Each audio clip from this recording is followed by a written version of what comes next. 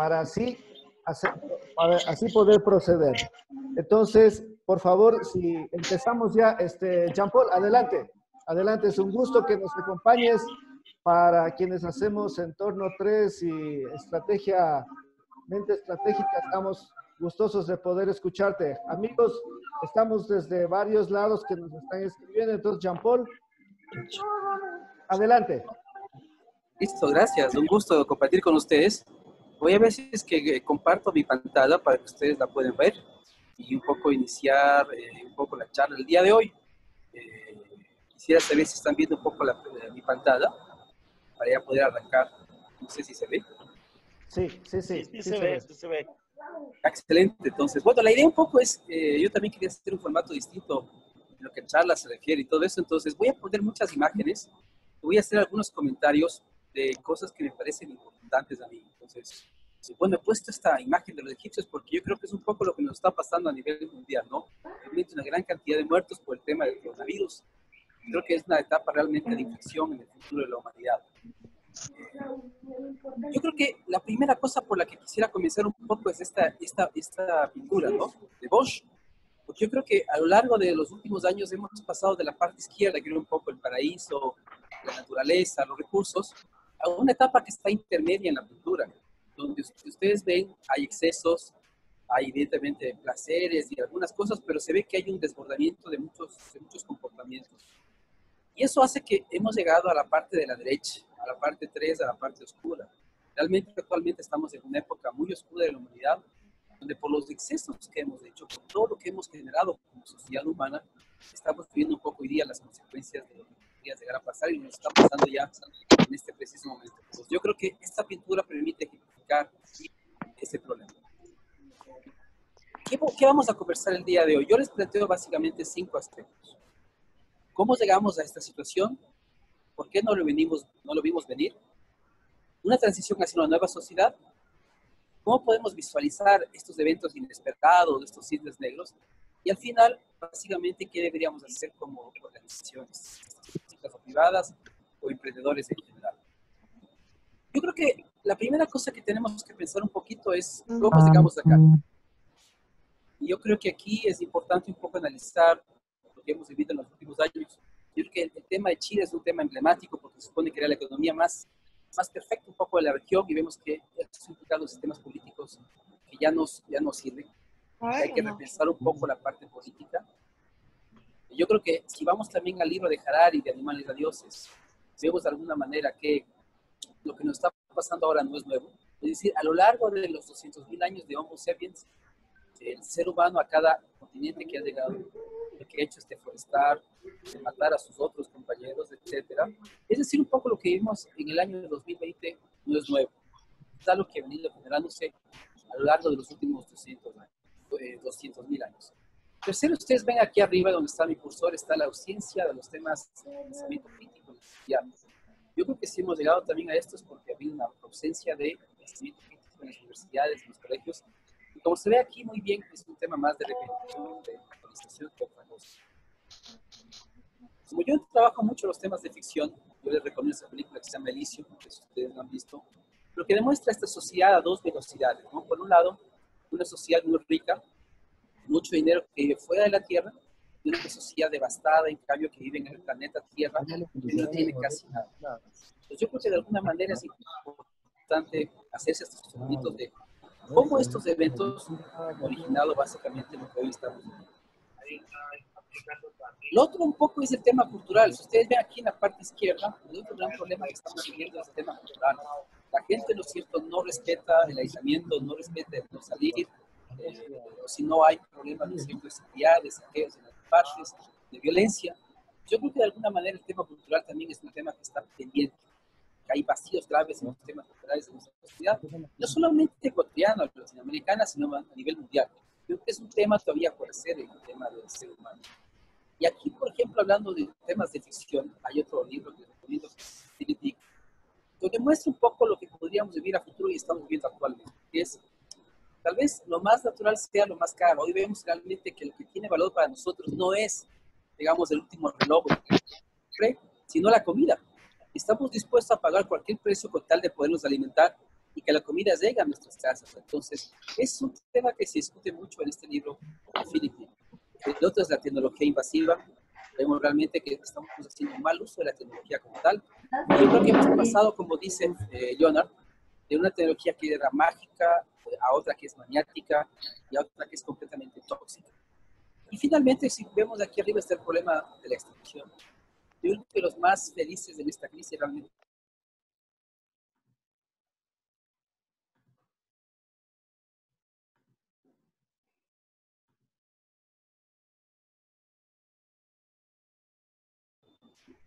No se escucha. Se fue el audio. Lo tiene apagado. ahí está. Sí, ¿Ahí se sí. escucha? Sí, sí, sí. Ya, perfecto. Ahí se escucha. Ya, genial. Y los otros temas, miren, aquí en el medio está el tema de la democracia, de la política, ¿no es cierto? Yo creo que si estamos viviendo lo que estamos viviendo también es que no hemos podido elegir realmente lo que deberíamos haber elegido. Tal vez no teníamos opción y es probable que esto haya pasado, pero yo creo que lo que nos está pasando ahora también es un problema también de elecciones, de toma de decisiones en el ser humano, ¿sí? Aquí otro capítulo que les recomiendo yo es el Love, Death and Robots en Netflix. Yo creo que otro problema también es la arrogancia humana. Creernos que nosotros somos la última Coca-Cola del desierto, la especie más importante en el planeta y en la galaxia, cosa que tal vez no es cierto.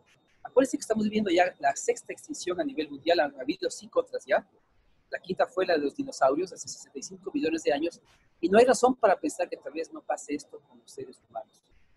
Otro problema grave también es el tema de las éticas de las compañías. Actualmente vemos que las compañías lo que quieren no es tanto proteger a sus empleados, algunas sí, pero otras están viendo formas de despido, formas de deshacerse de los empleados que antes trabajaban para ellos. Yo me acuerdo de Steve Jobs en un video decía que realmente lo más importante es la parte ética de una compañía. Yo creo que esto nos va a hacer replantear en las organizaciones la importancia de los empleados, del rol de los empleados, cómo protegerles frente a estos eventos tan trágicos que estamos viviendo, ¿no? Y finalmente aquí a la izquierda, otra película también que les puedo recomendar es Fury Road de Mad Max, donde básicamente lo que vemos es un tirano que se encarga de manejar el tema del agua. Es un planeta que es un desierto sin agua, donde él se encarga de dar el agua de acuerdo a lo que él considera que es justo y oportuno. Entonces yo creo que es importante que pensemos en este tema de quiénes elegimos, y sobre todo el tema de estados de bienestar, que me parece que es un tema que hay que discutirlo, que hay que investigarlo, que puede ser algo interesante para nuestros países también. Y ahí, creo que se me congeló un poco la...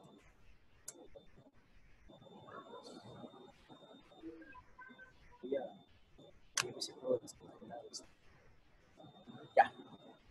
Ahora, el otro tema es, después de estos problemas que los conocemos, seguramente ustedes ya los habrán analizado, es una pregunta que usualmente me hacen ahí es ¿por qué no lo vimos? Y yo creo que ahí el gran primer libro que les recomendaría sería El Cisne Negro de Nicolás Taleb, donde se explica algo que es muy interesante. No es posible predecir el futuro, no es posible adivinar lo que va a pasar, porque el futuro es básicamente un campo de reflexión, un campo de pensamiento. Sí, podemos conjeturar sobre lo que podría pasar, y me parece que en este caso hemos pecado un poco de eso, de falta de conjetura, de falta de explicación, de falta de conversación sobre lo que podría llegar a pasar. El otro tema es que actualmente los hemos visto sometidos a las tecnologías emergentes, y este árbol ha hecho que no veamos todo el bosque. Pues yo creo que ese es un gran problema que hemos tenido, que es mucha gente pensaba que el colapso o la crisis podía venir de la aplicación de nuevas tecnologías en ambientes organizacionales, etcétera, pero parece que esta focalización en las nuevas tecnologías nos hizo perder de vista otros problemas importantes, como el caso que estamos justamente pasando hoy. Siempre me ha gustado este meme donde se explica, ¿no es cierto? Esta persona le dice a este pintor de la antigüedad que por qué pierde tiempo dibujando una rueda, ¿no? Entonces, esto nos hace ver que el futuro no se puede predecir. Y la única forma de predecirlo sería trayendo pedazos de futuras evoluciones. Esto parece imposible, pero se puede hacer. Pero es la única forma en la cual uno podría estar consciente de las cosas que podrían llegar a pasar y actuar en función de eso, porque cuando uno trabaja los temas de perspectiva, de anticipación, lo más importante es qué voy a hacer en función de lo que acabo de visualizar, qué decisión voy a tomar, cómo voy a evitar que lo que no quiero que pase llegue a pasar. Por eso también es importante analizar que como se ve esta curva a la derecha, no hay cómo hacer previsiones. Las previsiones usualmente terminan en errores. No todo se puede planear. Y esto implica que un área importante de trabajo en el futuro será la gestión de la incertidumbre. Tenemos que estar conscientes de que vamos a vivir en permanencia en ambiente de incertidumbre. ¿Esto qué implica? Que la estabilidad ya no existirá más, lo que teníamos antes no va a existir más, que tenemos que estar conscientes de que vamos a tener que hacer cosas completamente diferentes y saber encontrar oportunidades en la incertidumbre. Ahora, en el tema de Homo Deus, de Harari, que es otro libro también muy interesante, el otro gran problema que pensamos que el crecimiento iba a ser permanente, es decir, siempre íbamos a crecer.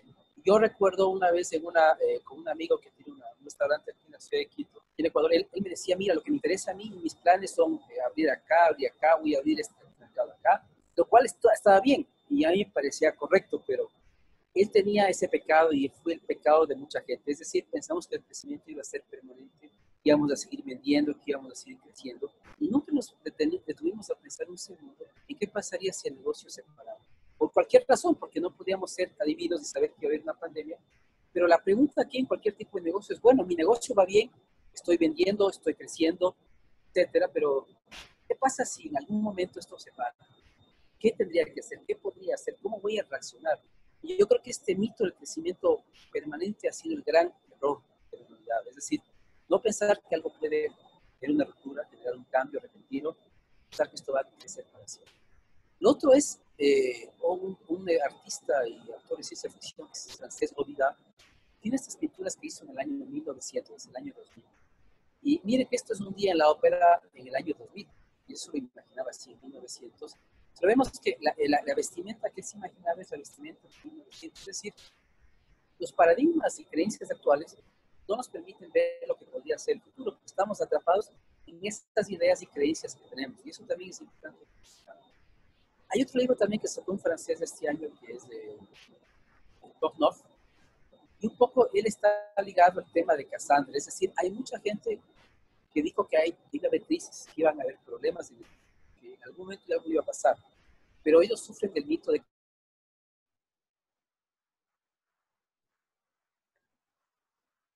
Este es el fenómeno de Cassandra que yo hablaba. Hay otro libro también que se llama Technology versus Humanity, donde el gran, digamos, focalización que hace sobre los riesgos y consecuencias que tenemos que analizar cuando nos enfrentamos a algo nuevo o algo incierto. Entonces, yo creo que este libro pone énfasis en una cosa que no es, digamos, nuestra prioridad principal, que es ser muy sensible a riesgos, consecuencias de decisiones tomadas. Yo creo que, no sé si ustedes se acuerdan, pero yo puse esta fotografía de algo que dijo Maduro en el año 2019, de que él había ido al futuro y que todo iba a salir bien. Miren que estamos un año más tarde y realmente las cosas están peores de lo que estaban hace un año, ¿no? Yo creo que estamos yendo hacia esto, ¿no? Esta es la pintura del triunfo de la muerte. Yo un poco, retomando esta pintura, un poco me acordaba de los temas de Guayaquil aquí en Ecuador, ¿no? De esa cantidad de gente que no podía ser atendida, ¿no es cierto?, cuando había fallecido. Y yo creo que realmente a lo que nos enfrentamos es a un desbordamiento de lo que podemos vivir en el futuro. Es decir, si no manejamos esto y no lo sabemos controlar, creo que tranquilamente esta pintura puede hacerse realidad en el futuro. Entonces, esto nos lleva realmente a una transición hacia una nueva realidad. Vemos que estamos confinados como un campo de concentración.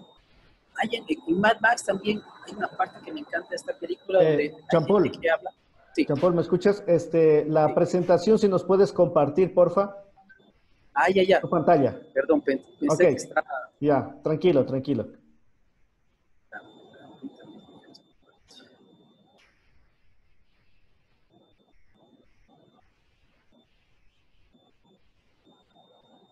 No sé, ahí está compartida ya.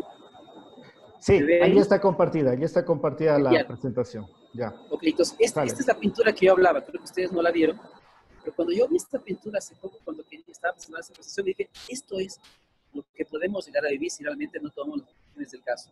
Creo que la siguiente vez que nos toque no vamos a tener tanta suerte. Yo creo que esto podemos terminar tranquilamente acá. Entonces, ¿qué es lo que hay que hacer? Una transición hacia una nueva realidad, hacia una nueva sociedad. Estamos realmente en un campo de concentración. En esta película de Mad Max me acuerdo que había una persona que señalaba que se acordaba que alguna vez hubo un avión que se podía viajar antes entre ciudades. Yo creo que realmente si no tenemos cuidado, esta fotografía va a ser parte de nuestro pasado. ¿Sí?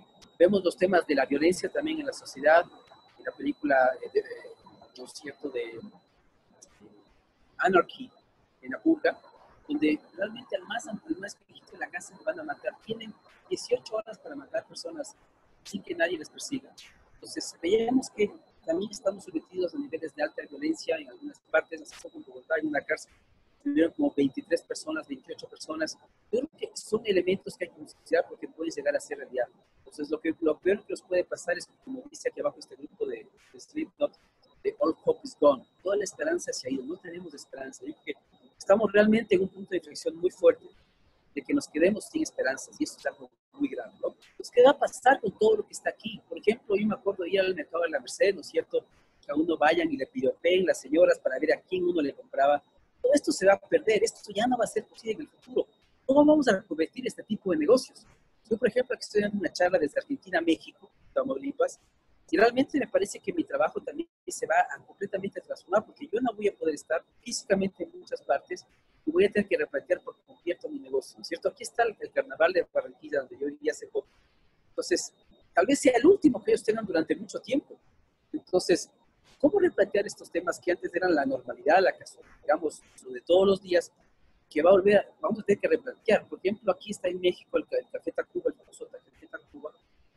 ¿Cómo en el futuro vamos a volver a hacer que los lazos sociales sean importantes? Porque cuando íbamos a un café, era para socializar, ¿no es cierto? Porque somos seres sociales. Pero si ya no podemos hacerlo, ¿qué vamos a inventar justamente para que en el futuro la socialización siga siendo importante? Sí, esto me parece que es un tema también de discusión que es fundamental. Entonces, frente a eso, ¿qué hay que hacer? Yo creo que hay que rebelarse y para eso la película V por Vendetta me parece que es importante, ¿no es cierto? Porque lo peor que nos puede pasar es regresar a la vida de antes. Es decir, en eso estoy de acuerdo. El virus no es del coronavirus, nosotros somos el verdadero virus. Por lo tanto, si regresamos a la realidad de antes, es que no habremos entendido absolutamente nada. Entonces, la idea un poco es rebelarse contra eso, ¿no? Y aquí también me acuerdo de esta famosa producción también que está en HBO, que es un libro también muy interesante, que es El cuento de la criada. Creo que sí, este encierro nos enseñó también algo a nosotros, es qué tiene valor exactamente, ¿no? Nos damos cuenta que tenemos un montón de ropa, de joyas, de cosas caras, que no sirven para nada. Y en el cuento de la criada un poco pasa eso. Tenemos mujeres que no pueden vestirse, no pueden maquillarse. Y que eso implicaría en una sociedad como la nuestra la quiebra de empresas de maquillaje, la quiebra de empresas de ropa, porque las mujeres ya no pueden vestirse ni maquillarse como les gusta. Entonces yo creo que el replanteo de los temas de consumo, de valoración de cosas, me parece que es un tema también muy importante en cuanto a emprendimientos futuros, a nuevos negocios. Por ejemplo, en esta película de Ares de Netflix, por ejemplo, puede ser que el cuerpo humano sea un negocio, es decir, la gente, como es ahora, ¿cierto?, decide que experimenten con uno para las vacunas. Y es lo que está pasando. Ahorita estaban pagando, creo que $4,000 a la gente que quiera, ¿no es cierto?, experimentar con una vacuna. Esto puede ser algo real. Y el otro tema es el tema de las religiones, ¿no es cierto? El futuro, ¿cómo va a afectar esto al tema de la religión también? Porque la gente no puede ir ya a un templo, sea musulmán, sea católico. ¿Cómo esto va a replantear la relación con Dios, ¿no es cierto?, con la gente que está aquí, con la iglesia en general. Me parece que estos temas también son importantes, ¿no? Nada más crudo que ver al Papa dando una bendición en un San Pedro completamente solo, sin nadie, ¿no? Me parece que ese tipo de cosas los también nos tienen que hacer notar. Y ahí también hay otras obras que son interesantes de Masters, por ejemplo, de Ursula Le Guin, donde hay otros autores que señalan que es importante que regresemos a la forma de vida más naturales, a formas de vida menos tecnológicas, más tradicionales, más de contacto con el campo. Hay un francés que decía que él no entendía por qué si los animales viven cerca de donde está su alimento, el ser humano en cambio se aleja de eso. Miren ustedes qué es lo que nos está pasando ahora. Somos absolutamente dependientes de que haya un supermercado cerca, de que haya un servicio a domicilio cerca, porque estamos muy lejos de las fuentes de alimentación. Y eso es un grave error. Estamos como este periquito, ¿no es cierto?, que él sueña, que él anhela regresar a la naturaleza. Creo que nuestro sueño más grande es volver a salir. Y eso es un tema muy complejo. Entonces estamos como Neo, ¿no es cierto?, en Matrix. Él tiene que abrir alguna puerta, pero él no está seguro de qué puerta abrir. Y esta decisión es muy importante, porque si abrimos la puerta equivocada, de regresar a la normalidad que teníamos antes, la siguiente vez que nos toque una nueva epidemia o pandemia o crisis, no vamos a tener tanta suerte, ¿cierto? Aquí también vemos esta famosa leyenda, ¿no es cierto?, griega, donde ustedes tienen por un lado el torbellino y por otro lado los animales en el acantilado. Es decir, no tenemos mucho margen de acción. Nuestro margen de acción es mínimo. Porque si vamos muy hacia el acantilado, morimos devorados por estas bestias. Y si nos vamos muy a derecha, nos sumergimos en el. Entonces, creo que estamos en una situación muy crítica, muy compleja, ¿no es cierto? Ojalá y no tengamos esta vista de nuestras casas del cementerio, ¿no? Porque este es un meme que habían hecho, pero yo creo que lo estamos enfrentando cada vez más de eso. Pues frente a eso, un poco, ¿qué podemos hacer? Porque la gran pregunta es, bueno, tenemos el panorama trágico, ¿no es cierto?, de todo lo que hemos visto. Yo creo que la primera cosa es la creatividad. Yo creo que ahí la película, ¿no es cierto?, de David es bella, es fantástica. Tiene este papá, ¿no es cierto?, que para que su hijo no se entere que está en un campo de concentración, le crea un juego. Y dice, mira, si tú no sales, vas a ganar. Tú no tienes que salir, no salgas, por favor. Yo creo que esa película es hermoso, ese mensaje que hay detrás es fantástico. Pero nos enseña que la primera actitud importante de cada uno es la segunda es un poco Galápagos, que nos da el ejemplo, que es la iguana. Esta iguana de mar, pues esta iguana terrestre marina, ¿no es cierto?, que es un híbrido, porque tiene su cola larga para poder comer en el agua y tiene estas garras muy fuertes y largas para volver a subir otra vez a la superficie. Es decir, los que van a subir en el futuro no son ni los más fuertes ni los más débiles, sino los que mejor se adapten al cambio, ¿no? Por eso esta frase es cada vez más importante en términos de resiliencia, ¿no es cierto?, a la empática. Es decir, no hay opción, tenemos que seguir adelante, no hay otra forma posible, ¿no? Y por eso es que el cambio es la luz del futuro. Yo creo que esta frase que alguna vez vi en el Centro Comercial del Jardín, me parece que es fundamental. En la Universidad de la Costa, en Barranquilla, en el proceso que hicimos, porque hoy hicimos una distopía el año 2035 sobre las universidades, hicimos este dibujo que ustedes ven aquí abajo, que es fantástico, que es uno de mis preferidos, ¿no?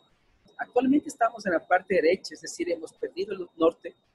Estamos, yo creo que como dice Harari dentro de sus últimas entrevistas, todo lo que va a pasar a futuro es que nos van a vigilar más, vamos a estar muy vigilados, van a saber exactamente dónde estamos. El presidente aquí en Ecuador lo dijo el otro día, ¿no? Puso los mapas térmicos, saben exactamente dónde estamos, qué hacemos, dónde vamos, cómo lo vamos. Yo creo que hay que regresar un poco a la parte izquierda. Ustedes en la parte izquierda está el sol, están las montañas, está la actividad. La gran pregunta es cómo regresar a ese mundo que ya no está, que ya no existe, ¿cierto? Pero que debería estar en alguna parte. Entonces, ahora, ¿cómo hago esto yo? Les voy a mostrar un poquito cómo hago este proceso yo. Dentro de los últimos procesos que he hecho en los últimos 2 años en el marco también de mi tesis de doctorado y todo, yo lo que hago básicamente es identificar, ustedes ven mi cursor, rupturas, es decir, ¿qué rupturas pueden presentarse en el futuro? Es un trabajo, como decía yo, de conjetura, de especulación. ¿Qué podía pasar? ¿Qué cambios podrían darse? ¿Y qué consecuencias tendría eso para una organización, para una empresa, para un emprendedor? Entonces es importante siempre identificar esas rupturas. Después, lo otro es los cisnes negros, es decir, ¿qué eventos improbables, pero de altísimo impacto, podían tener un efecto devastador sobre mi compañía en caso de que se materialice? Entonces es importante identificar esos cisnes negros o white card, los americanos. Esos, pues, si se van a pasar, nos pueden quebrar. Pues yo creo que dentro de los procesos de planificación es importante pensar más en rupturas, pensar más en cisnes negros, en eventos inesperados, e identificar hoy día qué haríamos en caso que se nos... Puede que nunca pase, es posible, pero no es imposible que pase. Y ese es el gran error. Es decir, pensamos que la ruptura, el cisne negro es algo esotérico, es algo teórico de académicos, que nunca iba a llegar a la realidad. Estos procesos yo los hago muy grupales, en talleres. Pues yo estoy reformulando todo mi trabajo porque yo no puedo reunirme con esta gente. Hoy día estoy con un proyecto en Ecuador sobre finanzas inclusivas. Me iba a reunir con gente de la FINA, con gente de bancos, de cooperativas, etcétera. Pero vemos que estos procesos ya no son. Pues tengo que replantear y tengo que actualizar mucho de lo que estoy haciendo. Y aquí abajo ustedes ven, está también unas matrices que yo utilizo, donde yo identifico tendencias, rupturas, consecuencias de acciones que una compañía debe implementar. Los procesos comienzan por ahí. La otra cosa que yo utilizo mucho es ciencia ficción. Y lo que estamos viendo actualmente es que la ficción que hoy vivimos es impresionante, pero ni siquiera las ficciones de autores renombrados las habían imaginado, ¿sí? Entonces yo lo que hago es tomar cuentos de ficción, por ejemplo, Fury Road, Ray Bradbury, con Fahrenheit 451, 1984, El cuento de la criada, y adapto un poco estos cuentos de ficción a una organización para imaginar cómo sería en el futuro. Y actualmente lo que estoy viendo yo es que estoy haciendo en forma de distopía, es decir, lo que hago ahora es el peor escenario posible que la empresa podría afrontar en 5 años, en 10 años. Ya no el escenario ideal, de la planificación estratégica, ¿no es cierto?, el escenario al cual le vamos a aportar, sino que ahora pienso en distopía, es decir, ¿qué es lo peor que nos puede pasar en 5 años? Y en función de eso, ¿no es cierto?, ¿qué podríamos llegar a hacer? Entonces, uso ficción. El tercer punto que yo hago es diseño. Yo hago que la gente diseñe mucho. Esto va a ser interesante porque, como lo voy a hacer virtual, cada uno en su casa lo va a poder hacer. Pues cada persona, ¿no es cierto?, imagina, por ejemplo, aquí a la izquierda, imaginaba la universidad en el 2028, en el caso del Escocho, de cómo iban a ser las aulas, la realidad virtual, los hologramas, y la realidad aumentada. Y hicimos un estudio el año pasado que terminó en diciembre. Nos dimos cuenta que realmente lo que nos está pasando es que el futuro se nos adelantó, porque esto lo veíamos a 10 años y nos damos cuenta que esos 10 años están ahora aquí, que tenemos que comenzar a trabajar en ambientes de aprendizaje innovadores, en realidad virtual, que la gente ya no vaya a la universidad, porque habíamos imaginado escenarios en los cuales a lo mucho iban a ir 1 o 2 veces a la semana a la universidad. ¿Por qué todos los días? Eso también en la Católica lo habíamos hecho hace algunos años con otros chicos. Entonces, lo que yo veo es que el futuro se nos adelantó. El futuro que yo había imaginado a 5 o 10 años es el que está ahorita la semana que viene. Y miren que todo el mundo está así, un poco de efecto sorpresa, ¿no es cierto? Un poco en San Francisco desde el año 2012. Ya nos entrenamos a los ambientes virtuales y todo, pero vemos que nos falta mucho en muchas organizaciones de teletrabajo y esas cosas, ¿no? Aquí, por ejemplo, con otros chicos en un MBA en la Universidad del Pacífico, imaginamos temas de hologramas para personas solas, decíamos, sobre todo para nuestras mamás, nuestras tías que están solas en la casa. ¿Por qué no ellas hacerles un sistema en el cual permitan ver a sus hijos, a sus sobrinos o a sus hermanos? Porque eso les haría más felices. Y miren que actualmente es lo que haría falta. Yo no sé cuánto tiempo, yo no veo a mi mamá hace más de 2 semanas. Yo creo que un sistema como este sería perfecto, ¿no es cierto? Porque vemos que la gente mayor va a sufrir mucho, es la que más va a sufrir, que no va a poder salir y esto va a durar. Entonces yo creo que tenemos que pensar en cómo hacerle a esta gente la vida más feliz. Yo creo que aquí hay un movimiento importante. En el IEN, en cambio, el año pasado imaginamos que la moneda desaparezca y que el conocimiento sea la moneda del futuro. Es decir, ¿cómo podemos comenzar a pensar en nuevas monedas de transacción, en nuevas formas de transacción, que no sea el dinero necesariamente? Y en el caso de Mendoza, en Argentina, en cambio, hicimos con la Universidad del Cuyo, imaginamos la ciudad de Mendoza en el año 2045 con una distopía igual. Es decir, ¿qué es lo peor que le podría pasar a la ciudad dentro de 20 años más? Entonces, yo trabajo mucho temas de diseños con esto. Hicimos en Cali ahorita yo llegué justo antes de que me claustren a todos, porque yo llegué el 2 de marzo a Ecuador y acababa de dar clases en una maestría en Colombia. Y con los chicos comenzamos a hacer diseños de ficción. Y veíamos que, por ejemplo, un diseño de ficción era justamente algo conectado a la otra idea de cómo hacer para que tú te conectes con una persona que no está presente o está fallecida. Y esto estaba basado en una historia de Netflix que se llama San Junipero, que está aquí abajo. Decíamos, tal vez lo que necesitamos para ser felices en el futuro también es volvernos a conectarnos con la gente que no podemos ver, con la gente que ya no está. Tenemos que crear un sistema para que eso ocurra. Miren que estando enclaustrados como estamos, tal vez podría ser algo interesante. Hablábamos de cápsulas para proteger a los niños también frente a los temas de abuso infantil. Pero estas cápsulas también podrían servir, ¿no es cierto?, a este tipo de los temas de las pandemias. Y hablábamos también, por ejemplo, de cambiar el sabor de los alimentos. Es decir, ahorita debemos tal vez comer menos, porque hay menos alimentos, y tal vez podríamos generar, y hay un compuesto, un aditivo que permite cambiar las cosas de sabor. Y esto lo está haciendo un chef a nivel internacional. Es decir, si el brócoli no te gusta, le pones este producto y te vas a ver a papas fritas. Nosotros decíamos, hagamos lo contrario, es decir, ¿cómo podemos hacer para que las papas fritas de chocolate sepan horrible? Para que la gente no coma tanto, se frene la obesidad y más bien la gente consuma realmente lo que debe consumir en el futuro, debido a que en crisis seguramente no vamos a tener todo disponible. Si ustedes van al supermercado van a ver que sí hay bastantes cosas, pero hay cosas que ya no hay, que ya no están llegando. Entonces eso implica cambios en los hábitos de alimentación. En este sistema de ficción que vemos aquí abajo, en cambio, teníamos gente que se imaginó, por ejemplo, un casco que permitiría ver las consecuencias de una decisión que yo he tomado. Es decir, antes que eso se materialice, ¿qué podría pasar en función de la decisión que estoy tomando? Entonces, yo me encargo de hacer esto. Y como decíamos en el caso de esta persona que dibujaba la abuela, traer esos pedazos del futuro al presente, diseñar, dibujar, imaginar a través de la ficción, para identificar exactamente qué tenemos que hacer. Entonces, a futuro, ¿qué es lo que deberían hacer las organizaciones? Más innovación colaborativa, los sistemas de transporte del futuro. Miren esta imagen que me mandó un amigo de Chile, fantástico. Tal vez en el futuro van a ser individuales, no puede haber contacto físico. Más innovación inclusiva, más respeto al medio ambiente, ¿sí? Más equidad, mayor cooperación entre las personas. Creo que los valores van a ser distintos, más cooperación. Los temas de entretenimiento, miren, la gente no sabe qué hacer, se pasan haciendo esos TikTok. Yo creo que el tema de entretenimiento también es otro tema importante, el tema de alimentación también, ¿sí? Yo creo que, por ejemplo, hay gente que habla de un ingreso universal básico. Si tuviéramos eso ahora, no estaríamos preocupados de las deudas, de lo que hay que pagar. Esto ya es cerrado por el tema de la tecnología. Pero con el tema de la pandemia, evidentemente se ha puesto nuevamente de moda. Eso ya, listo, voy a compartir otra vez la pantalla. Ya me faltaba poco. Sobre todo la parte más importante, porque es las partes de lo que hay que hacer. Entonces,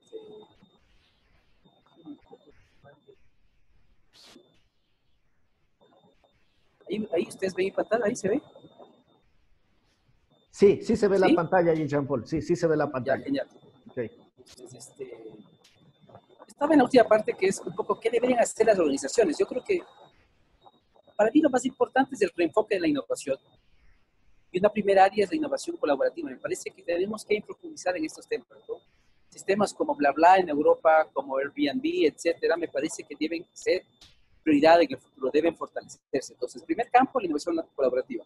Segundo, los transportes del futuro. Tenemos que pensar el rol del vehículo, porque si no vamos a poder subir mucho, si vamos a hacer teletrabajo, entonces, ¿qué sentido tiene tener un carro? ¿Será que tenemos uno en cada barrio, en cada cuadra? ¿Qué si yo me invento? Pero los temas de transporte del futuro también es un tema que hay que repensar. Esta imagen me pasó un amigo chileno, es fantástica, de estos sistemas individuales de transporte donde no hay contacto humano, ¿no? El otro es esto también de esta película famosa, La cadena de valores, ¿no? Hacer cada vez más inclusión, más innovación inclusiva. Si no estamos desconectados realmente del 30% de la población mundial, y aquí el referente puede ser la India. Entonces es importante que pensemos cada vez más y profundicemos en lo que significa hacer innovación inclusiva. Evidentemente, respecto al medio ambiente, me parece que eso no hace falta explicación. Lo otro es los temas de equidad. Me parece que dentro de las compañías, la otra cosa que tenemos que replantear es cómo hacer sociedades más justas. Tener un mayor contacto con los socios estratégicos, con el barrio, con la comunidad, ¿no es cierto? Dentro de la responsabilidad social, darle más peso a esa área que es fundamental. El objetivo, ¿cuál es? Crear comunidades cada vez más equitativas. Lo otro es la cooperación, el trabajo equipo. Me parece que estos temas van a ser fundamentales en el futuro. También hablamos de los temas del entretenimiento, porque ustedes ven, la gente ya no sabe qué hacer en las casas.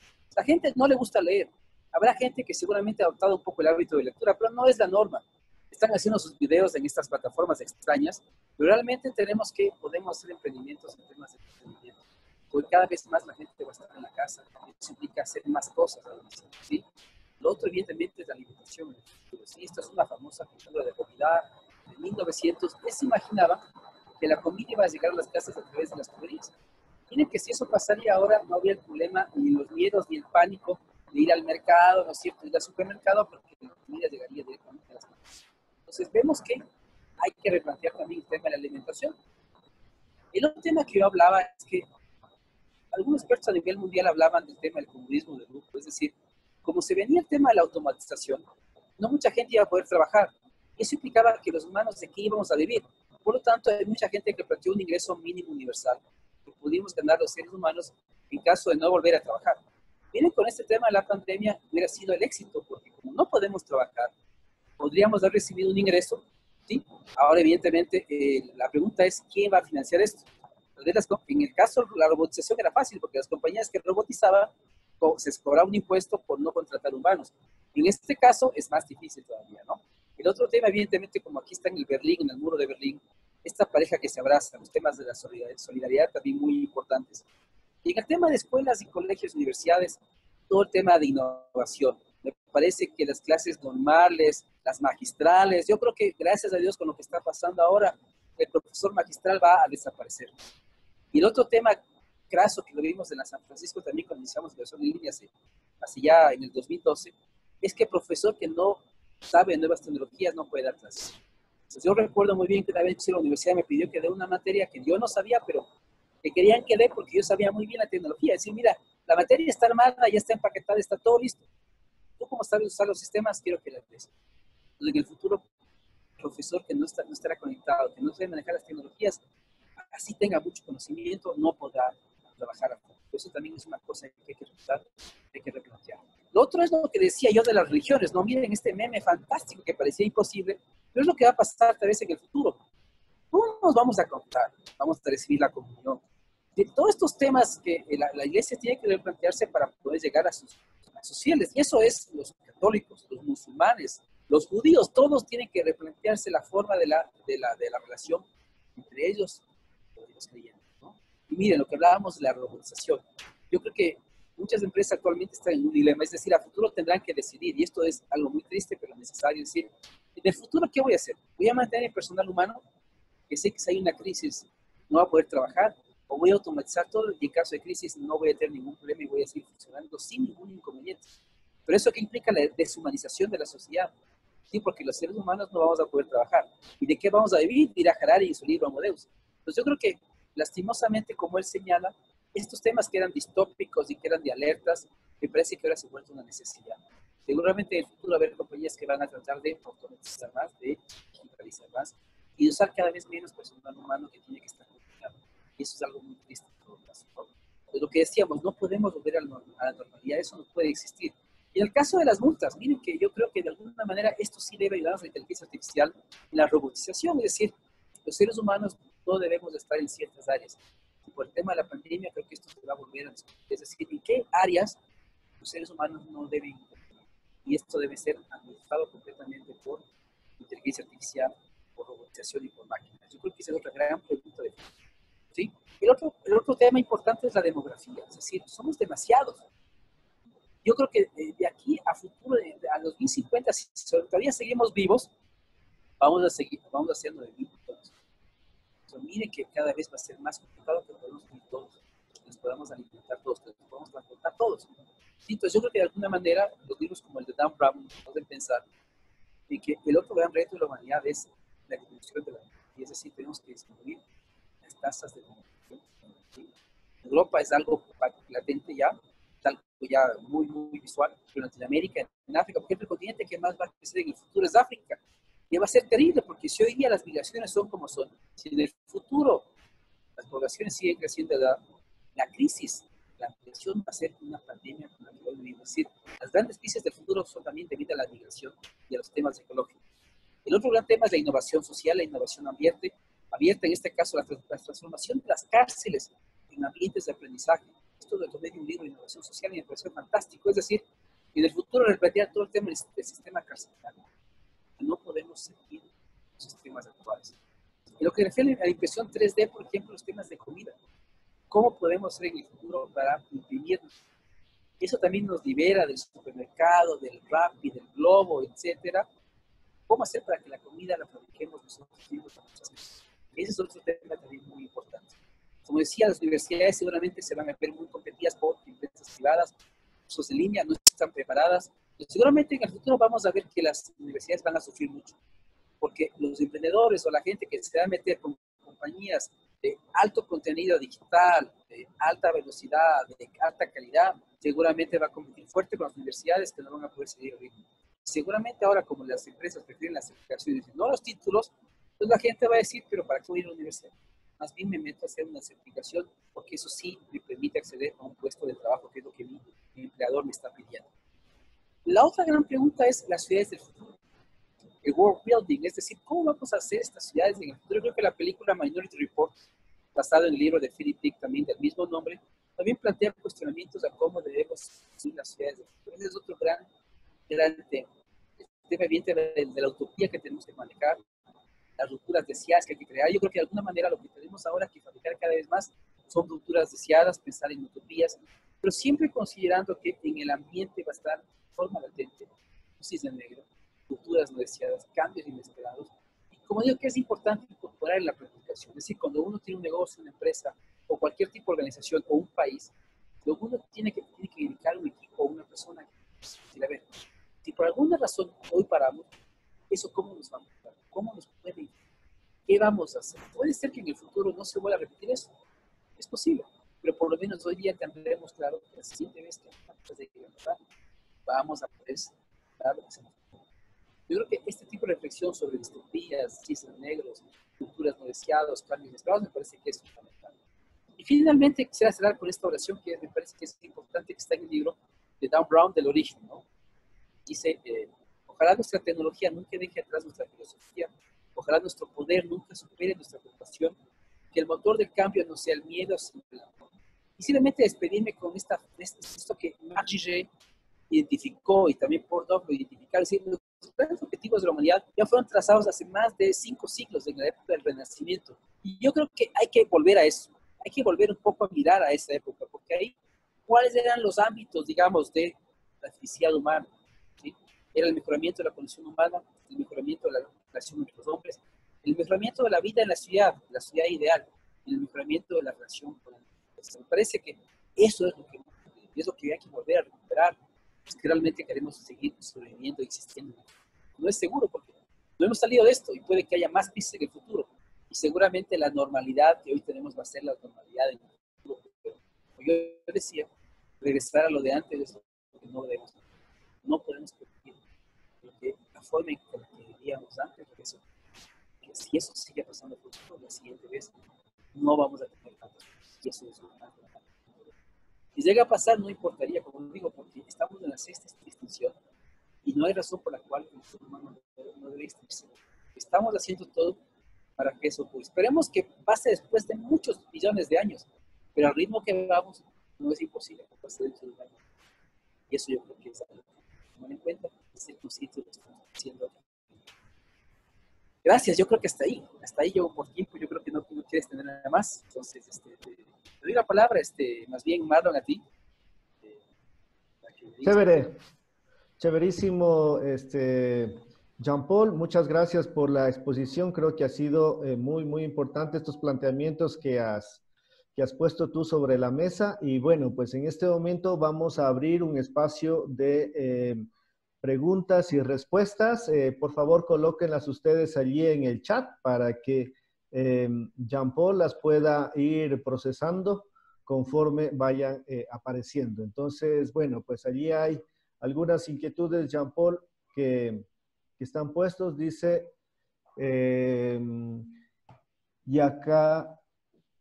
Yakabukowski nos dice, si nos resistimos al cambio, perdemos oportunidad de captar al mercado. Buenas tardes. Absolutamente, eso lo hablamos, ¿no? Eso sí. Es absolutamente cierto. Ahí quiero hacer un comentario pequeño, es decir, Claro. La otra gran pregunta que teníamos antes era, ¿cuándo debo cambiar? Y ese es otro error que tuvimos, porque a veces se piensa que el cambio hay que hacer cuando las cosas están mal, y eso es un grave error. El cambio debe originarse cuando nos está yendo bien, es decir, ahí tenemos que comenzar a pensar sobre qué otras cosas debemos hacer en caso de que este éxito se termine rápidamente. Pero a veces nos dejamos dar por esto, decimos, no, me está yendo demasiado bien, estoy vendiendo, estoy creciendo. ¿Qué puede pasar? Nada puede pasar, voy a seguir creciendo. Yo creo que ahí es un error. Yo creo que el tiempo del cambio hay que hacerlo cuando todavía se está creciendo, cuando todavía está bien. Yo recuerdo siempre este libro de paradigmas de Joel Barker al respecto, es fantástico. Dice que el cambio debe ser hecho en épocas tempranas, no cuando ya es demasiado tarde. Perfecto. Diana Mejía desde Quito nos dice, ¿qué aspectos se debe considerar tanto para la seguridad ciudadana como para la defensa en estos momentos donde estamos viviendo algo que jamás advertimos? Ahora, en temas de defensa es algo interesantísimo porque como estamos viendo hacia panoramas de cooperación, yo no excluiría la idea que hemos hablado muchas veces. Yo he sido profesor en academias militares y deseamos tal vez algún rato la solución sea que todos tengamos un solo ejército en toda América Latina y no uno por país, porque el gran problema es ese, ¿no? Chile se arma, Perú se arma, Perú se armó, pues Ecuador también se arma y invertimos mucha plata en otras áreas que vemos que tal vez sí son prioridad. Pero la única forma de no invertir en eso sería que toda la zona de Latinoamérica sea una misma zona de defensa y paz, cosa que es muy difícil, pero si yo pienso en la utopía, yo digo, qué difícil o fácil sería que los gobiernos de la región se pongan todos de acuerdo y hagan un solo ejército de la América Latina, pero en el interior no haya ningún ejército. Es decir, el Perú no tenga miedo de Ecuador, Ecuador no tenga miedo de Colombia, ni Perú, ni Chile de Perú, porque eso implica evidentemente nuevos sistemas de colaboración, de cooperación, de ejércitos multilatinos, de ejércitos multinaciones. Y en el tema de seguridad nacional lo que vemos es algo que planteamos ya hace más de 10 años, cuando está el Ministerio de Seguridad. Poco a poco el tema de los censos en los barrios, por ejemplo, o sea, es una pena, pero a nivel de barrios todavía no nos conocemos, no sabemos si hay una viejita de 80 años que no tiene quien le visite, o hay una madre soltera que no tiene ingresos, que está a la esquina. Es decir, no tenemos ni idea del tejido social que está en el barrio. Entonces, creo que ahorita lo que más interesa es hacer seguridad ciudadana desde abajo, un sistema que inicia desde abajo con los usuarios, con la gente violentada, con los que sufren los robos, etcétera, y desde ahí hacer política pública. Me parece que hay que pensar más en sistemas de abajo hacia arriba y no en sistemas de arriba hacia abajo, que es lo que pasa ahora, que cuando se aplica vemos que realmente es una barbaridad. Por ejemplo, por dar un ejemplo en el sistema de seguridad, Me pareció una locura que el gobernador del Guayas diga, vamos a hacer 24 horas y lo avise hace rato. Eso crea pánico en la gente y podía haber creado un ambiente, digamos, de caos en la ciudad. Entonces, yo creo que ese tipo de cosas nos demuestra que hay falta de experiencia, falta de tacto en muchas cosas. También cultura de seguridad no es mucho en el Ecuador y que esos temas hay que trabajarlos seriamente. Chévere. Nos dice Wilman, por favor, nos reseñas en texto las películas recomendadas. Ya bueno, hay muchas, ¿no? De las que yo puse, pero yo creo que las que nos pueden ayudar mucho está primero la de Philip Dick, la de Blade Runner, la de 2000, la que tiene horizonte de 2019, es decir, el año pasado ya se venció la película, y por eso hicieron la segunda versión en 2054. Pero es para que nos demos cuenta de escenarios post-apocalípticos, es decir, en la película hay un escenario post-nuclear y la gente tiene que seguir viviendo. Entonces, ese tipo de películas son interesantes porque nos ayudan a ver cómo la gente está haciendo para sobrevivir a una crisis como la que hoy tenemos. Otra película interesante es Fury Road, por ejemplo, la que yo también estudié, Fury Road, que en cambio nos muestra un planeta desértico, no hay agua, muy poca agua, y las energías también son muy pequeñas, son demasiado, y una sociedad de mucha violencia, ¿no? Yo a veces decía, si los confinamientos son largos, lo que yo siempre temía era justamente ya temas de violencia, que la gente salga, saque, que no tiene plata, necesita comer. Entonces, por eso la ayuda social es importante, y por eso hablaba yo de la innovación social, inclusive, porque si eso no se crea a futuro, les vuelve a pasar esto, y esto es mucho más grave, los saqueos se van a abrir mejor. Yo creo que, te voy a dar varias, pero aquí he mencionado dos. La de Minority Report. Yo creo que ahí me hablaba también temas de seguridad. Yo creo que Minority Report es una película fantástica, ¿cierto? Porque te da algunas opciones para los temas de seguridad. En el tema de violencia intrafamiliar, por ejemplo, y de violencia contra la mujer, el país de las mujeres también de Chocón Daleri, es muy interesante. Pero es lo que te voy a pasar, porque yo tengo ahorita en la cabeza de lo que mostré muchas cosas. Pero realmente, yo lo que sugiero ahora es que se lea mucha ficción por cuatro razones. Realmente, porque la ficción nos permite experimentar sin riesgo, porque todo el ambiente es un trabajo intelectual, no está en la realidad. Y segundo, porque nos permite advertir, es una función de alerta que tiene la ficción frente a lo que podríamos llegar a vivir. Entonces, yo creo que es importante, ¿no es cierto?, exponernos a estos mundos distópicos, post-apocalípticos, que alguna gente ya nos definió qué es lo que podemos vivir y lo que estamos viendo. Por ejemplo, me acuerdo también de Brunner, también está todos a Zanzíbar, sobre los problemas de demografía, y otro sobre los borregos salvajes, se llama ¿cómo se llaman? Los borregos cuando están así agrupados, como ahorita se fue la palabra, cuando están juntos todos, ¿cómo se llama eso? Ni idea. Entonces, alguien tal vez que nos pueda ayudar, que nos diga en el chat. Pues están todos agrupados. Rebaño. Es el rebaño salvaje. Ese es de Brunner también. Y ese en cambio habla sobre los problemas de la conservación. Son libros que cada vez que uno los lee dice, pero ¿por qué? Y eso es lo que estamos viviendo actualmente. Y en temas políticos, ahora que me acuerdo, libro y película, 1984. Yo estuve viviendo sus últimos años en Colombia por tema del doctorado. Y es increíble. Yo cada vez que veía el libro decía, pero por Dios, esto es Colombia 2019. Yo creo que puse el lema ahí. En 1984 lo puse, pero no lo dije. ¿Cierto? La ignorancia es la fuerza. Pues primeramente todo el poder de los fake news. La libertad es la esclavitud. Y la guerra es la paz. Ese es el lema del libro de Orwell, 1984. La película es un poco cruda, pero es lo que estamos viendo. Y ahorita con el tema de la pandemia nos van a vigilar más, nos van a conectar más. Es exactamente lo que vamos a vivir, lo que estamos. Perfecto. Tenemos otra pregunta por acá que nos dicen. Paula Andrade dice desde Quito, gracias Jean-Paul. Mi pregunta, me gustaría saber qué podría pasar con las religiones o qué está pasando ya con las creencias. Hay un libro muy interesante que se llama Historias de los Futuros, de un francés que se llama Bernard Cazeneuve, y él hablaba de que la humanidad tiene que recorrer por tres edades. Y él hablaba de la edad del Padre, del Hijo y del Espíritu Santo. Él decía que la edad del Padre fue antes de la venida de Jesucristo. Entonces daba mucha importancia a lo material, un poco a lo espiritual. Después estuvo la edad del Hijo, donde había el equilibrio, digamos, el dilema entre lo espiritual y lo material. Y esa es desde Jesucristo hacia acá. Y él dice que algún rato la humanidad debería llegar a la edad del Espíritu Santo. Es decir, donde el ser humano sea crítico, libre albedrío, contemplativo, ¿no es cierto? Que sepa por sí mismo qué es bueno y malo. Es decir, que no necesite de una iglesia que le diga qué hacer y cómo comportarse, porque él por sí mismo sabe cómo hacerlo, lo que es bueno, lo que es malo, lo que es correcto o incorrecto. Me parece que a futuro, si se pierde este vínculo entre ir a la iglesia o ir a la mezquita y todo eso, seguramente vamos a asistir a un hombre más contemplativo, más reflexivo, más de pensamiento crítico, y eso tal vez hace que las religiones también pierdan un poco de peso. Ahora, lo otro que vemos actualmente es que mucha gente con el tema este de la crisis se ha vuelto más religiosa, más creyente, ¿no es cierto? Ven un montón de mensajes de religiosidad. Entonces, ¿qué implica? Que la creencia no va a desaparecer. Lo que puede existir es la intermediario entre Dios y el hombre, es decir, las que van a sufrir más son las iglesias. Listo.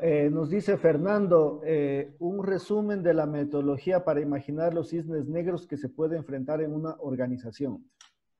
Y entonces, la primera fase, un poco lo que mostré es hacer un listado de eso. Es decir, a ver, imaginemos eventos imposibles o eventos improbables o negativos, rupturas negativas que nos podrían ocurrir.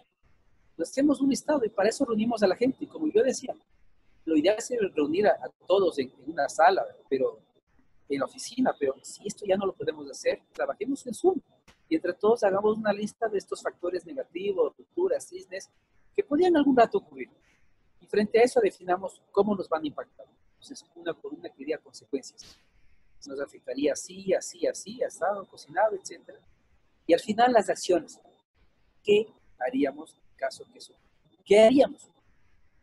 ¿De acuerdo? Y eso lo guardamos en un cajón, porque ese evento todavía no ha pasado. Puede que nunca pase, pero si llega a pasar, enseguida vamos a volver a abrir el cajón y decir, mira, eso ya lo anticipamos, ¿te acuerdas? Hace un año dijimos algo parecido. Y ahí está lo que decidimos que íbamos a hacer, eso hay que hacer. Y con eso la empresa puede reaccionar más rápidamente. Entonces me parece que esa es una cosa bien interesante. Lo segundo es eso, una vez que tengamos ese material, hagan una narración corta, puede ser en dibujo, puede ser en texto. Ustedes prefieran, pueden teatralizar también sobre ese escenario negativo que podrían llegar a vivir. Y lo teatralizan, o lo escriben, o lo dibujan, para que todos de la compañía sepan cómo es.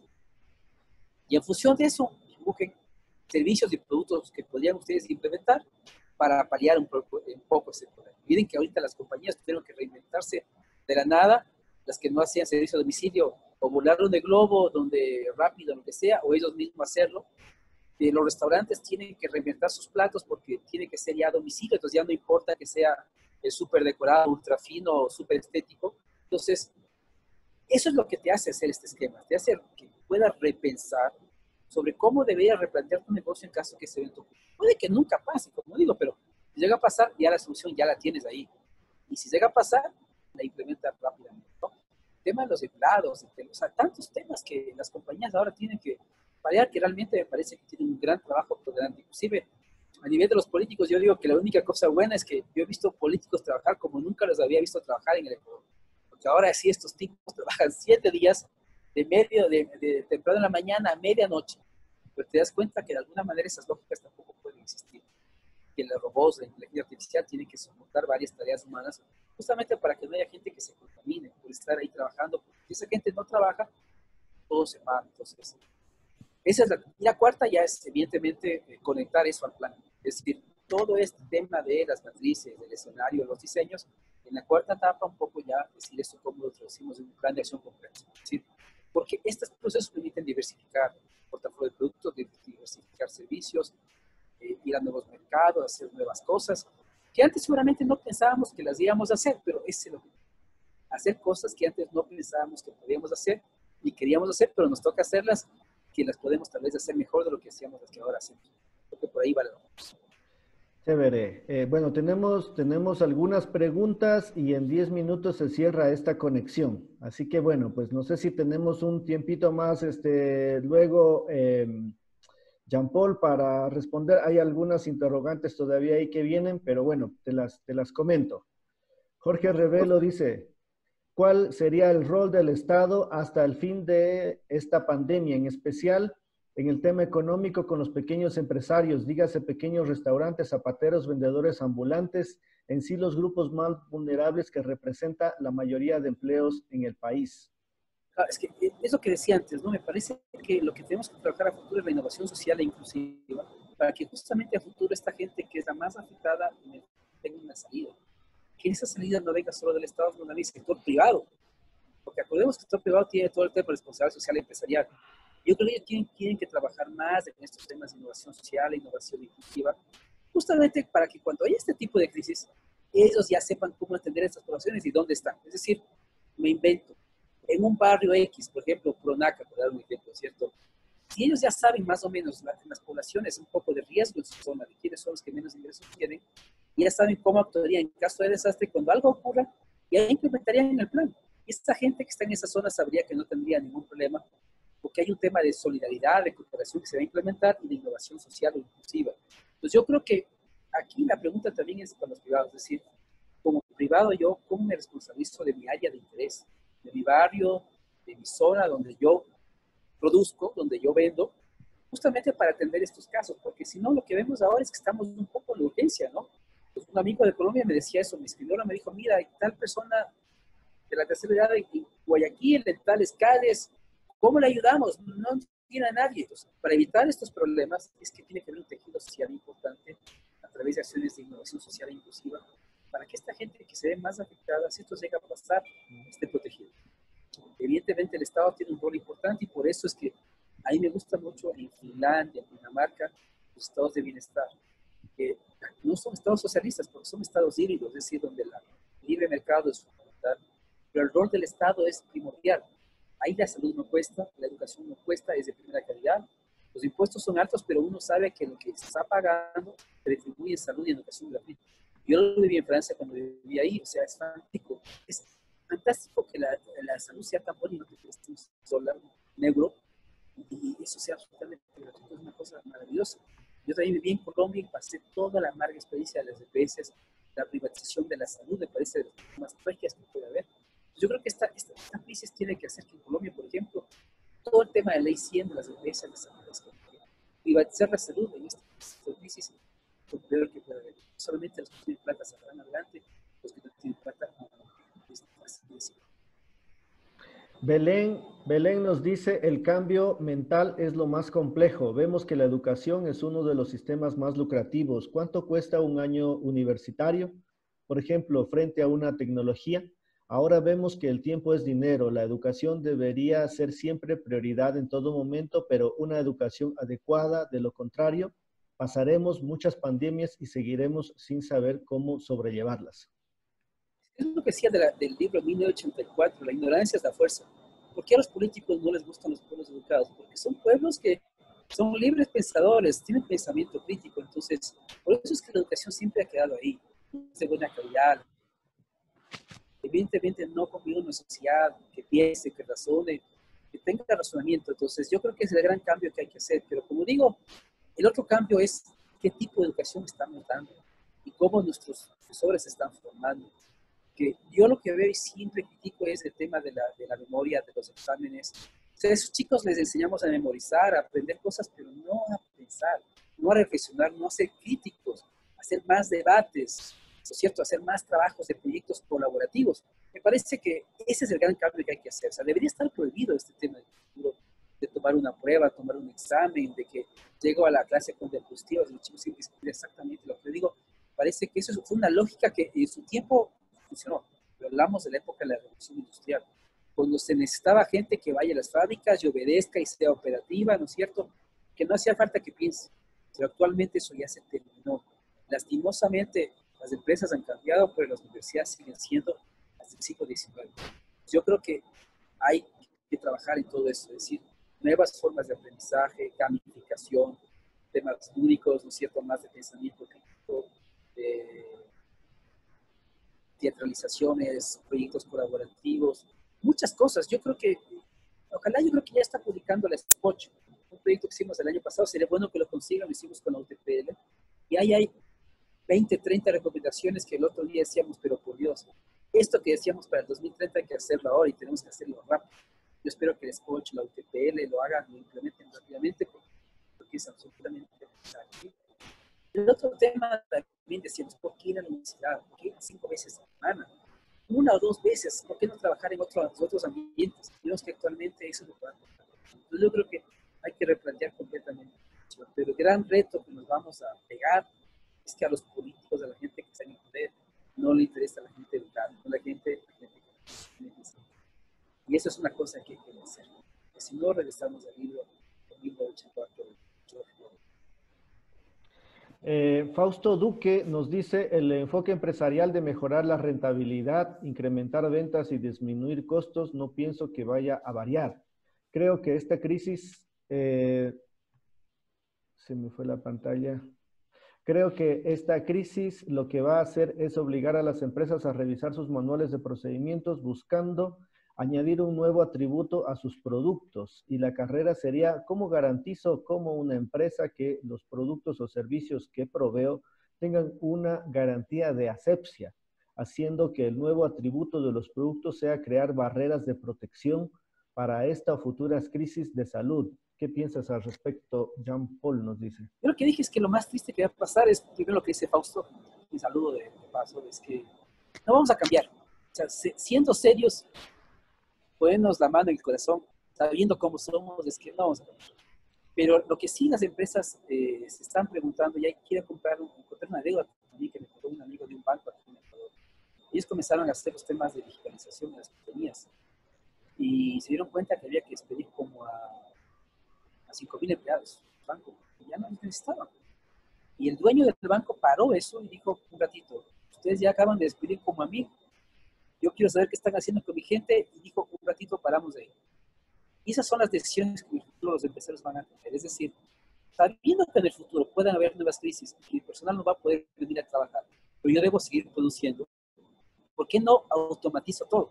Y me acuerdo en Minority Report, en una parte de la película, Tom Cruise pasa por una fábrica de ensamblaje de vehículos donde no existe ningún humano, todo está absolutamente automatizado. Pues a mí lo que me parece es que esa es la gran disyuntiva que va a haber en el futuro, es decir, ¿qué hago en mi empresa? Sigo manejando empleados humanos que se pueden informar, pueden pedir la aplicación, que pueden faltar y que no van a poder trabajar, o no digo, ese escenario es absolutamente distópico, después se va la deshumanización de las empresas. Ahora, si esto llega a pasar, digo, tiene que haber un impuesto sobre la revolución y eso ayuda a financiar a la gente que ya no va a poder trabajar. Porque hay mucha gente seguramente que no va a poder trabajar y no sabemos cómo hacer, cómo la vamos a mantener, o sea, cómo va a vivir, cómo se va a entretener todo el día. Las compañías evidentemente van a replantear sus modelos de negocio, van a saber que va a ser importante llegar al cliente directamente, un producto con mucha esencia, con mucha seguridad, con una combinación de uno. Pues los formatos de venta van a cambiar, los restaurantes van a cambiar, las cafeterías van a cambiar, pero lo interesante es ver qué se les ocurre, cómo piensan hacer esos cambios, porque yo creo que lastimosamente lo que antes teníamos va a ser difícil o va a demorar mucho tiempo hasta que tenemos edad y los negocios no pueden esperar tanto tiempo. Entonces, esperemos que los cambios en las compañías sean para bien. Por ejemplo, tenía una amiga francesa que escribió hace poco un artículo que ella decía que las compañías, en lugar de votar gente, lo que deberían hacer ahora es dedicarse a la formación, la capacitación, es decir, o desde el Estado pedir fondos o ellas mismas desde sus recursos pagar y capacitar hasta que esto acabe, es decir, para que los empleados dentro de la crisis tengan más competencias, más habilidades y estén mejor formados una vez que veamos, yo soy un poco escéptico en estos casos, pero me gustaría que todo vaya bien. Listo. A ver, nos decía Marcos Arabia desde Quito. Dice, ¿por qué fallaron los sistemas de inteligencia en Ecuador por no alertar lo que se venía con respecto al coronavirus? Yo digo, el gran tema es de que yo creo que estábamos más focalizados en otros temas, como decían los temas de la tecnología, en otros temas como ligados a los temas de tecnología y todo eso, pero me parece que las lógicas en el país son como que son otras, ¿no es cierto? Yo creo que estábamos interesados en otros temas, en otros eventos que parecían más importantes, y eso hizo que evidentemente no le demos la importancia a posibles rupturas o crisis. Entonces, por eso es importante, y me acuerdo, o sea, yo creo que lo que yo haría básicamente es tener dentro de los sistemas de inteligencia un tanque de pensamiento. que antes sí existió y lo hubo, y que fue desmantelado en el año 2014 más o menos. Entonces yo creo que ahí necesitamos gente que esté alerta, de que vea tendencias en la parte medioambiental, en la parte política, en la parte económica, y que eso ayude justamente pasando información relevante al mando a nivel político, para que ellos puedan tomar las decisiones del caso. Me parece que eso es lo que no hay ahora en el Estado. No hay capacidades, no hay un tanque de pensamiento. El IAE en ese sentido todavía no ha logrado disfrutar de todo, y yo creo que eso es la gran falencia que tenemos, y por eso estamos en este tipo de problemas, ¿no? Entonces yo lo que sugeriría a futuro sí es en el Estado tener, y alguna vez lo hubo, yo creo que es importante tener este sistema de pensadores, ¿no es cierto?, que estén monitoreando lo que pasa en el mundo entero y que nos den alertas sobre oportunidades, sobre amenazas, sobre cosas que podrían pasar, para tomar rápidamente acciones. Miren que el tema del coronavirus fue en noviembre, diciembre del año pasado, y recién nosotros en febrero o marzo comenzamos a tomar decisiones. Tal vez si esto hubiera sido más temprano, tal vez hubiera salido mejor, pero tal vez nos faltó eso, ¿no? Perfecto. A ver, nos dice José Luis, aplicar la metodología del manejo de crisis, un plan de crisis hecho en tiempo de paz. Sí, sí, por supuesto. Como yo decía, lo que es importante es tener, digamos, esta sensibilidad a la crisis, ¿no? Decir, bueno, ¿qué crisis podemos enfrentar? Y si hay una crisis en el futuro, ¿cómo la vamos a paliar y qué haríamos, ¿no?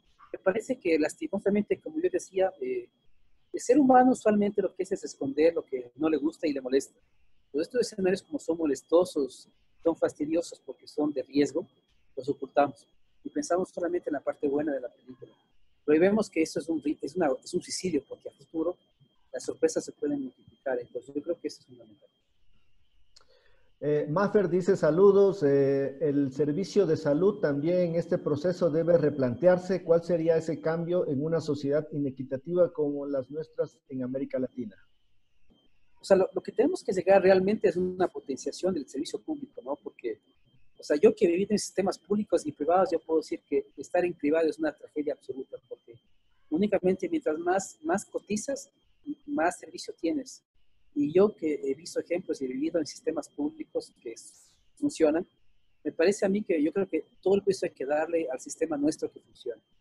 Es decir, que tú pagues una aportación y que tú sepas que el servicio es bueno, que te van a atender, que te van a dar medicamentos, que vas a estar protegido bajo cualquier circunstancia. Yo creo que el gran giro que tenemos que dar y que el Estado tiene que dar es decir, mi prioridad es la salud y le voy a fortalecer a leyes para que esto sea un servicio universal para cualquier ecuatoriano, y que evidentemente los que más aportemos podamos aportar por los que no pueden aportar o menos tienen, pero que el servicio sea el mismo para todos. Yo creo que si bien en el anterior gobierno hicimos un tema de infraestructuras, de grandes hospitales, nos damos cuenta que no es suficiente, que hay más cosas por hacer. Pero yo creo que mi utopía siempre va a ser eso, de que en América Latina tengamos un servicio público de alta calidad, abierto a todos, y evidentemente donde todos puedan sentirse protegidos, porque realmente actualmente en algunos países lo que hacemos es rezar para que no nos pase nada, porque el día que nos pase algo sufrimos las consecuencias. Gabo Rengifo dice, ¿podríamos llegar al punto que el Estado analice tus actitudes, aptitudes, conocimientos, etcétera, para darte una ocupación o empleo y que todo ciudadano tenga un rol y de esta manera tenga mínimo acceso a un sueldo básico universal? Dice, es un modelo de colonias de hormigas. Podría ser, ya China ya los tiene a todos repertoriados, ¿no? En China tienen unos sistemas de cámaras que son muy, muy específicos, ¿no? Entonces, el chino es evaluado en función de lo que hace. Si hace malas cosas, tiene puntuación negativa. Si hace bien las cosas, tiene puntuación positiva y tiene acceso a servicios que el Estado da. Recordemos que sigue siendo un país comunista, a pesar de tener libre mercado. Es un país donde no hay libertad, es un país comunista de mucho control. Entonces, sí, me parece que podríamos llegar a una sociedad, como yo decía, absolutamente de control, donde sepan exactamente qué hacemos, a dónde vamos, qué nos gusta, porque la inteligencia artificial permite hacer eso y los estados pueden explotar eso para su beneficio, ¿no? A ver, Jorge Ortiz había puesto en el chat, ¿se podrá superar ideologías que producen guerras a futuro? ¿Cómo a futuro se puede tratar la inequidad social? Creo que un poquito habías abordado esta última parte. Y finalmente dice, ¿se podría pensar en un gobierno universal? Es una buena idea. O sea, lo del gobierno universal es una idea interesante, siempre y cuando evidentemente tenga la capacidad de imponer sus decisiones a todos. Es decir, que si alguien dice que haya cuarentena, todo sí. Y no hay un país, ¿no es cierto?, que diga, no, no, nosotros vamos a hacer otra política distinta y vamos a operar de manera diferente. No es una mala idea, hay que pensarlo bien. También se hablaba de una ética global, que a mí me gusta mucho, porque yo creo que en el tiempo en el que estamos deberíamos tener un sistema de ética globalizado, donde todos tengamos claro lo que podemos hacer y lo que no podemos hacer. Por ejemplo, si seguimos la teoría de la conspiración de que esto salió de un laboratorio, este tipo de cosas permitiría justamente que este tipo de prácticas no se hagan. Pero lastimosamente es difícil. ¿Cómo podemos imponerle a un país tan grande como China cosas, no?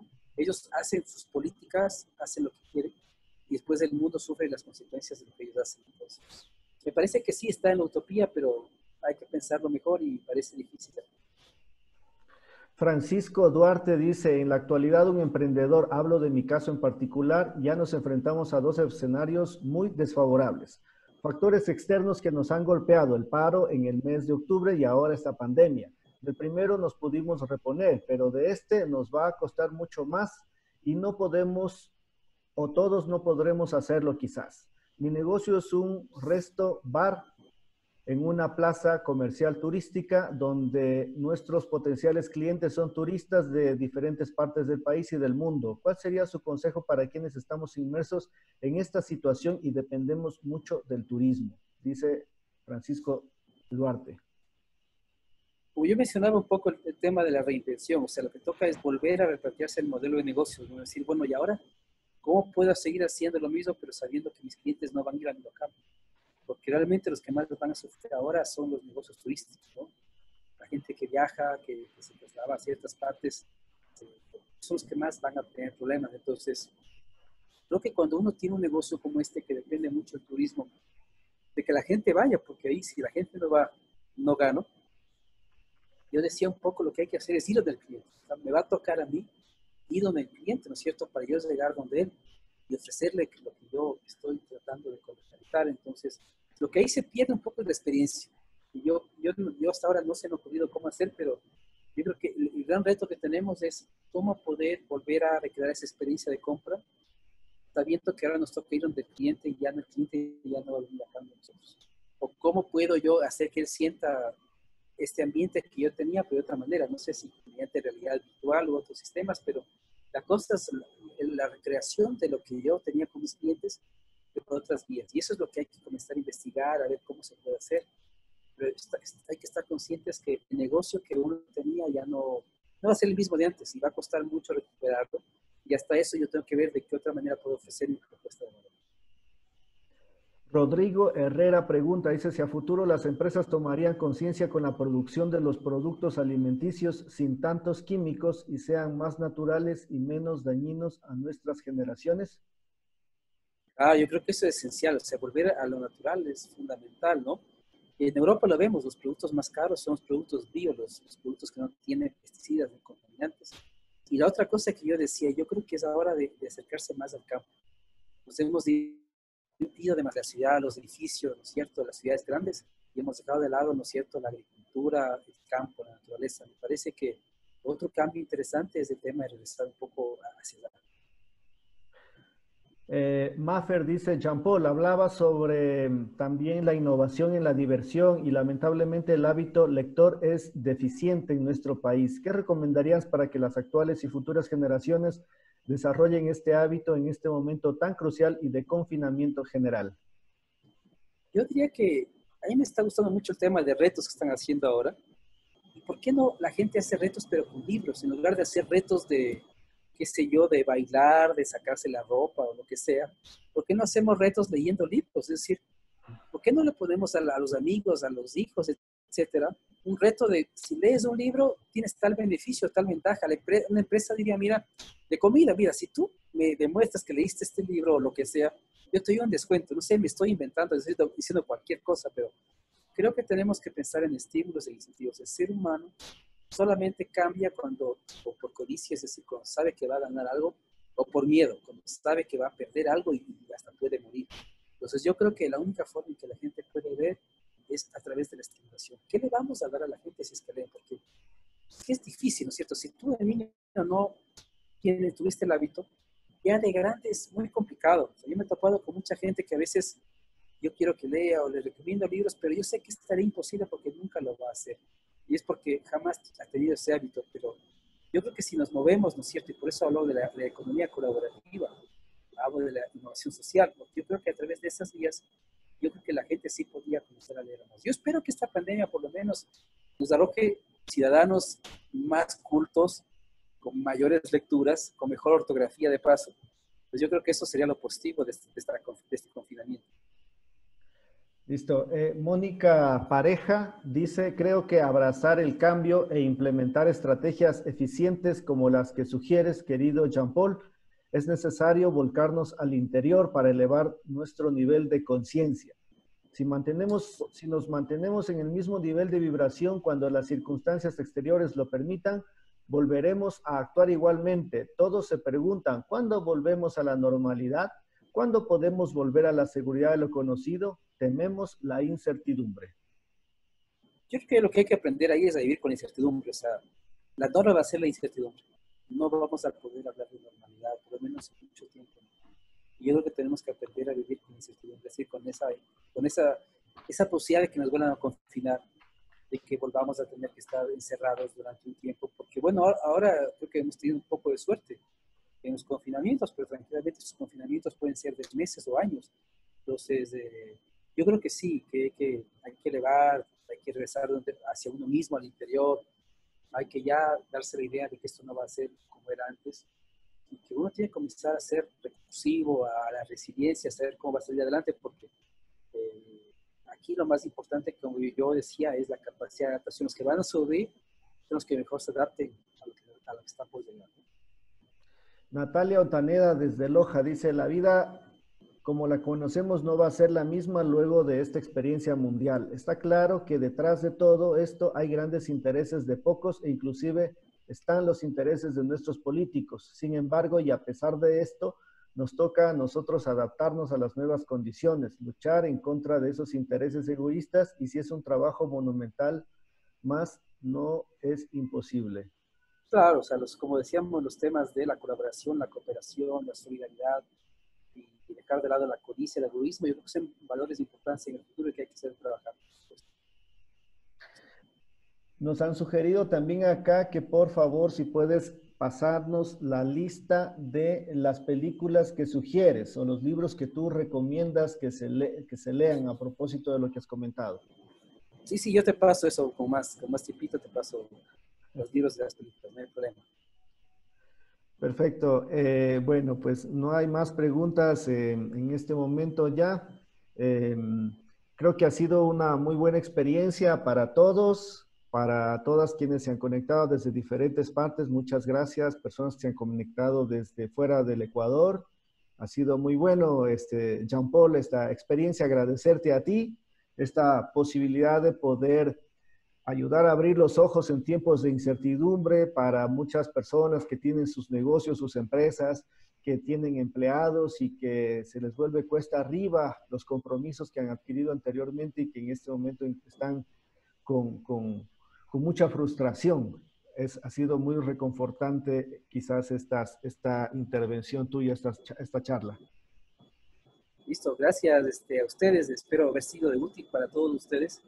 Compartir un poco mi reflexión, las ideas que he ido un poco recopilando en mi tiempo y sobre todo las recomendaciones que hago con respecto al futuro.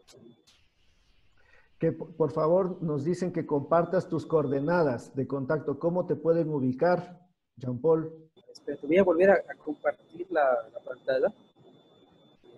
Ahí en la presentación estaban mis datos. Ya, ahí están entonces los datos, queridos amigos de Jean-Paul. Le pueden ubicar, ahí están sus redes sociales también, está su correo electrónico y ahí está mi Instagram. Si quieren ver lo que hago, está en Instagram. Y si no, en LinkedIn también, me pueden seguir.